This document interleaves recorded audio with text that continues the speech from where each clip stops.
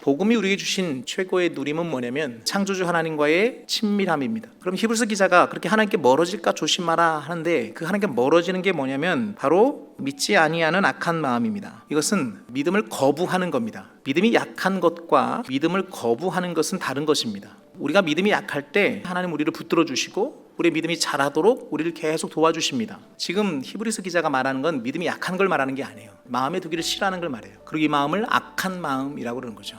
그런 마음들은 하나님부터 멀어지게 됩니다. 때로는 내가 의심이 들 때 그 의심이 하나님을 거부하기 위함이 아니고 하나님 믿기 위해 내 안에 일어나는 의심들을 하나님 앞에 묻는 거죠. 하나님의 믿음이 자라도록 이끌어 주십니다. 우리가 연약하기 때문에 믿음이 좋을 때도 있지만 그러지 못할 때도 있어요. 믿음이 연약한 건 괜찮아요. 하나님이 잡아주시니까. 여러분 가운데 한 사람도 하나님을 거부하는 자들이 않기를 축복합니다. 그래서 그런 악한 마음을 품음으로 하나님께 멀어지지 않게 되기를 주님의 이름으로 축복합니다. 매일 피차 권면하여 마음이 완고하게 되지 않도록. 인간이 가지고 있는 가장 두드러진 특징, 그것은 연약함입니다. 하나님이 우리를 믿음의 공동체 안에 두시고 그 연약함 가운데 서로를 돕도록 피차 권면하도록 명령하십니다. 성도인 우리에게 이 연약함이 죄의 유혹 앞에 늘 유혹되고 넘어지죠. 죄를 바라보는 성도의 태도는 딱 두 가지입니다. 빨리 회개해야 돼요.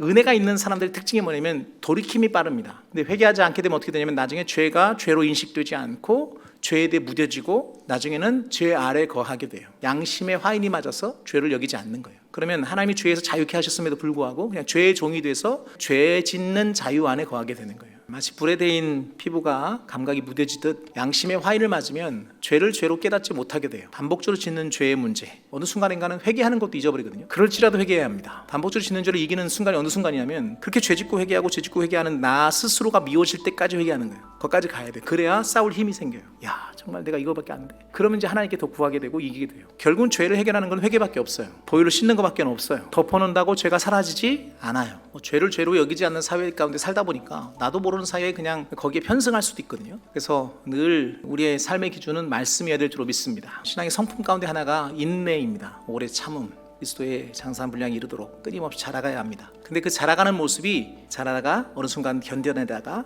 또 이만큼 자랐다가 또 견뎌내다 그래요. 견딤의 시간에서 사단이 참소하는 것 가운데 하나가 뭐냐면 나의 신앙이 퇴보인 것처럼 말해요. 그 순간은 하나님이 너를 버린 것처럼 속삭여요. 아니에요. 그 견딤의 시간들을 하나님이 우리를 견디게 하십니다. 견딘다는 것은 하나님이 너를 놓지 않고 있다는 이유예요. 그 버틸 때 믿음으로 버티는 자 되기를 주님으로 축복합니다. 내 의지로 참는 게 아니에요. 그 견딤이 참게 하신 하나님의 능력을 힘입는 거예요. 때로는 견뎌내야 되는 순간들, 참고 인내해야 되는 그런 영역들을 믿음을 잘 견뎌내는, 끝까지 견디는 믿음의 종들 되기를 축복합니다. 그 견딤이라는 것 자체가 믿음이거든요. 그분의 선하심과 의로움을 믿지 않으면 견뎌낼 수가 없어요. 그 믿음이 견디게 한다고요. 그래서 믿는 자가 하나님의 약속을 누리고 복을 누리는 거예요. 우리의 탁월함이 아니에요. 우리의 능력이 아니에요. 우리의 믿음이에요. 그 선하신 분이 내 삶을 선하게 인도하신다고 믿는 거예요. 하나님이 예비하신 상의 주인공 되는 믿음의 종들 되기를 주님의 이름으로 축복합니다.